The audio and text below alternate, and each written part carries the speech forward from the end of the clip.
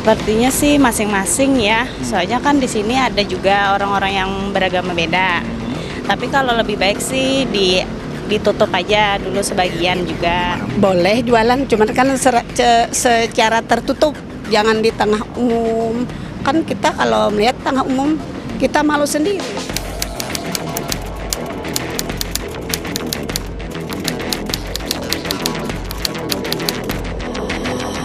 Saling menghargai, saling menghormati inilah yang diperlukan dalam upaya kita menjaga kerukunan di tengah-tengah masyarakat kita ini. Jadi intinya kalau memang ada warung-warung tertentu yang kemudian buka katakanlah di tengah-tengah bulan suci ini, maka kita harus mengikuti apa yang telah dilakukan oleh selama ini tradisi kita yang baik. Jadi tidak lalu kemudian dibuka secara berlebihan, tapi ditutup dengan tirai atau sehingga kemudian tidak terlalu mencolok dan lain sebagainya.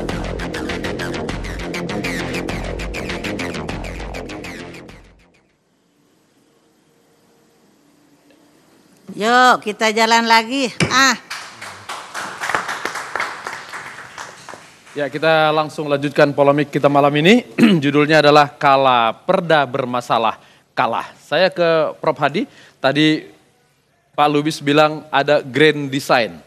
Walaupun belum dibahas ternyata perda diskriminasi ini belum diputuskan, tapi sedang ada akan dibahas nantinya. Apakah Pak Hadi melihat ada agenda setting atau apa di baliknya? Ya jelas dong. Kita kan hidup dalam era globalisasi. Lihat saja Arab Spring itu mula-mula peristiwa kecil ya. Dengan bakar dirinya seorang penjual kaki lima itu, pedagang kaki lima, kemudian di blow up untuk kemudian Mesir bergolak dan itu kemudian ditimpa negara-negara barat itu langsung campur tangan mengirimkan militer. Siapa yang mengalahkan Gaddafi? Siapa yang itu udah jelas sekali kok. Berita internasional sendiri sudah jelas Pak. Jadi bahwa itu desain. Kalau kita membaca bukunya Huntington ya, Samuel Huntington, dan itu buku itu ditulis dengan penelitian dia, dengan biaya dari pemerintah Amerika itu. Clash of Civilization itu, benturan peradaban. Barat harus menghadapi dua peradaban besar yang paling kuat dan artinya tidak mudah dikalahkan, yaitu peradaban Konfusianis, RRC, Cina, dan peradaban Islam. Nah, untuk melancarkan, menyebarkan konsumerisme, untuk menjadikan dunia ini, seluruh ini menjadi pasar bebas, itu ya, maka harus dibuat orang itu hedonistik, konsumtif, dan seterusnya. Dan inilah agenda sebetulnya menghancurkan masuk kepada kita. Jangan lupa, Pak ya, Jakarta ini hampir 200 mall di Jakarta ini, Pak, paling besar di dunia. Orang cuma di ini dengan perut dan yang di bawah perut itu saja Pak. Nah, jadi iya kan? Kaitan hedonisme itu dengan yang sekarang sedang kita hadapi ini. Seperti apa? Loh, katanya kan setting kan. Ya, harus dibunuh nilai-nilai yang kultur-kultur yang menentang proyek dari neokolonialisme atau liberalisme itu harus dipatahkan semua. Oke. Dan kantong-kantongnya ada dalam peradaban Islam. Sehingga perda diskriminasi itu hanya menyasar umat tertentu? Ya jelas sekali. Pertama, negara-negara Islam itu adalah negara yang letaknya sangat strategis. Jadi di Timur Tengah, Asia Selatan, Asia Tenggara itu letak yang perdagangan yang luar biasa. Dan kemudian jumlah penduduk mereka adalah sangat besar. Dan itu potensi besar untuk pasar dunia, pasar komoditi. Kan begitu. Nah, untuk dikuasai secara ekonomi, dieksploitasi, rakyatnya dimiskinkan. Nah, itulah rakyatnya dimiskinkan orang Indonesia itu. Nah, benturan di level bawah itu seperti apa yang Pak Hadi lihat? Kembali begini aja Pak ya. Definisi tentang toleransi dan toleransi nggak pernah jelas dan selalu merugikan umat Islam definisi itu. Dan selalu yang terkena definisi teroris, definisi intoleran selalu Islam. Nggak pernah Anda mengatakan bahwa saya pernah di Bali Pak tahun 66 ketika orang-orang itu mengatakan aturan-aturan nyepi itu nggak ada dikatakan dia tidak intoleran segala macam itu melaksanakan. Tetapi begitu Di Madura misalnya orang melakukan bahwa melarang orang buka puasa dikatakan tidak toleran. Itu kan jahat sekali menurut saya. Oke. Jadi selalu yang disudutkan adalah umat Islam. Selalu. Dalam diskriminasi dan intoleransi itu. Selalu karena pengertian intoleransi radikal saja juga begitu. Baik. Kalau orang menentang kepentingan Barat dengan cara kekerasan, maka disebut teroris. Dan dia Islamnya Islam radikal. Tetapi kalau bukan Islam yang melakukan, dia tidak akan disebut teroris dan tidak akan disebut radikal. Baik. Ini diakui aja secara jujur, secara objektif aja. Oke. Kalau kita mau jujur sebagai bangsa, maka kita akan damai sebagai bangsa ini. Dan pemerintah ikut dalam proyek menyudutkan itu tadi? Minimal membiarkan. Membiarkan. Tidak ada misalnya kebijakan tentang penyiaran kan, pemberitaan. Negara-negara Islam tertentu punya itu untuk melindungi pemberitaan yang buruk, yang negatif, yang menghujat umat Islam. Seperti Malaysia punya dia. Oke. Iran punya. Baik. Tapi Indonesia tidak punya, memproteksi. Jangan lupa Pak ya, orang Islam itu, umat Islam itu bagian besar dari penduduk ini ya.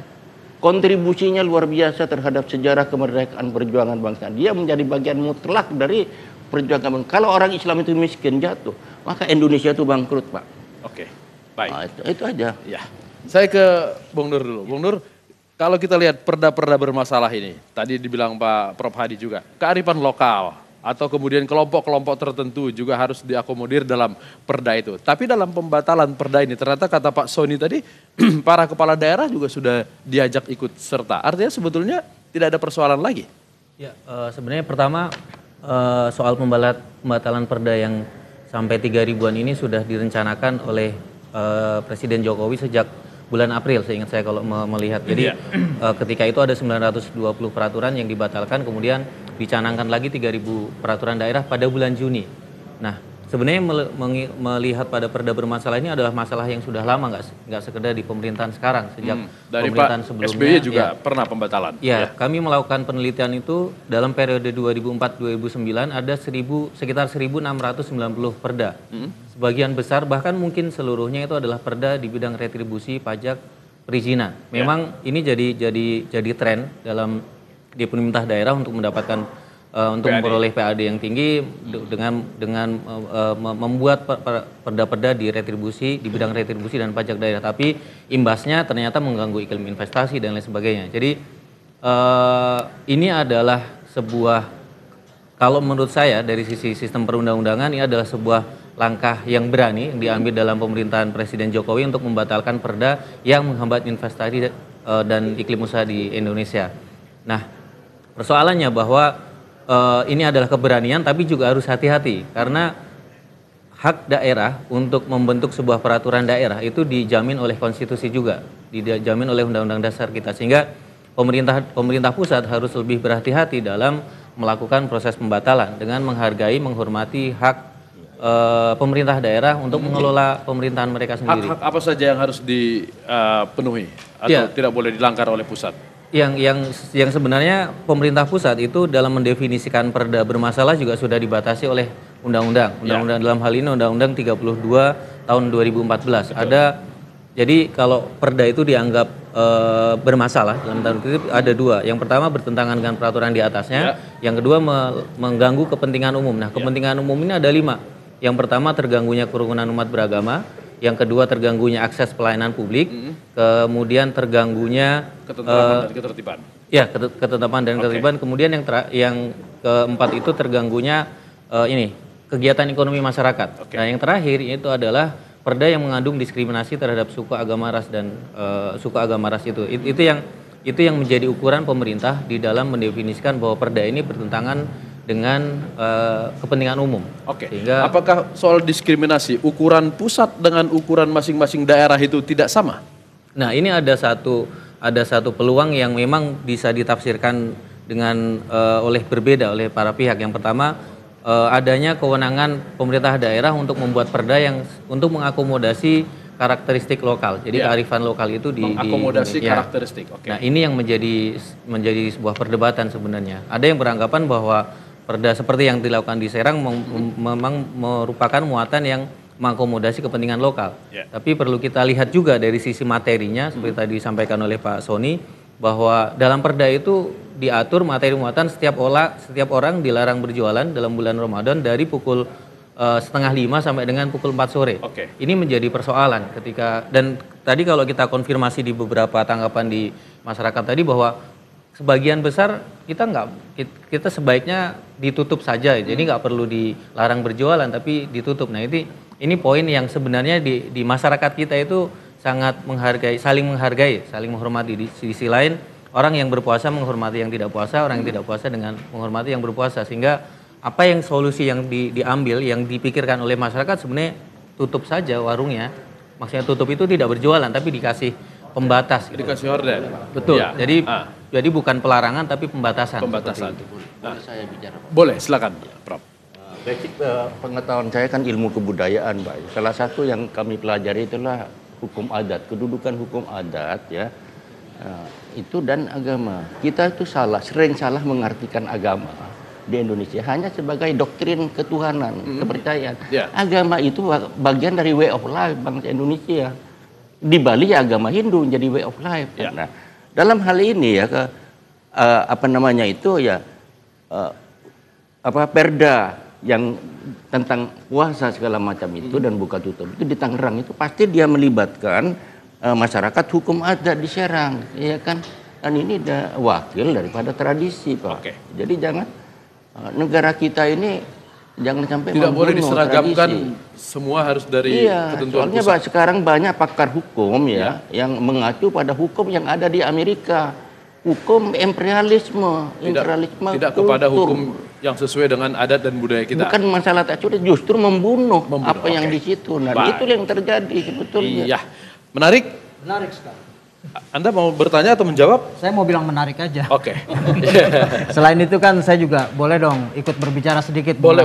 Ya. Saya menanggapi Bapak Nur tadi yang mengatakan bahwa pemerintah ini selain berani harus hati-hati. Ini yang buat saya tertarik untuk membahas bahwa kalau tidak hati-hati, sekedar berani, ini akan bersinggungan dengan beberapa pihak yang mungkin akan mengambil keuntungan, kira-kira begitu Pak Prof ya. Iya. Nah, kalau membahas persoalan ini saya kira biar sampai kepada tujuan kita harus lebih santai.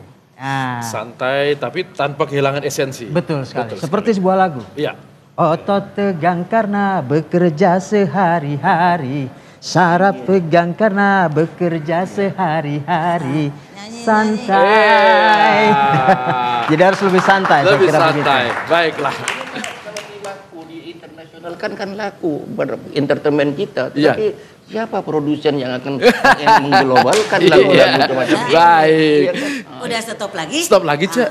Nggak terasa. Memang Tif, di negara kita itu sering terjadi hal yang unik-unik.